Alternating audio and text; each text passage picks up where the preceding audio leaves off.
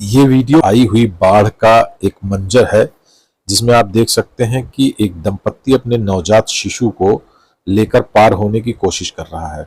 अब दो सवाल खड़े होते हैं। पहला ये कि आखिर इतना पानी भर जाने तक ये लोग इंतजार किसका कर रहे थे और अंदर क्यों थे। दूसरा ये कि आखिर इस क्षेत्र की प्रशासनिक जो सुविधाएं और मदद है वो कहाँ है। गुरु फिलहाल बाढ़ की स्थिति बड़ी भयावह हो जाती है, ओकरे लिए फिलहाल इनका सबका भी ध्यान देना चाहिए और प्रशासनिक सुविधा व्यवस्था का भी सुचारू रूप से चलावे के चाहिए। इनके सब इंतजार के गलती तो न हो सब है, लेकिन प्रशासनिक व्यवस्था दुरुस्त हो चाहिए।